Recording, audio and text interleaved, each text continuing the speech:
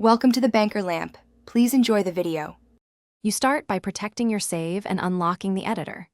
Back up the save folder so you can undo mistakes. Next, open the cheat console and type testing cheats true to enable cheats.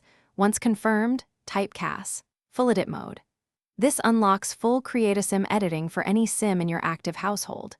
Make sure to save after enabling cheats, then shift-click the sim or use the Manage Households menu to enter Modify in CAS. That gets you straight to the Traits panel to change quirks.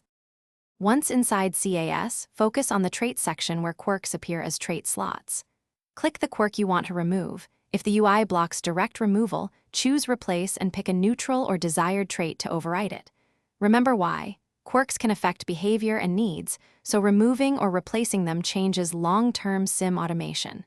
After replacement, review linked moodlets or skills that might be affected. When done, confirm the household save and exit CAS to let the game apply the new trait set.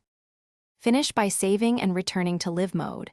Observe the sim for a few in-game hours to ensure the quirk no longer manifests.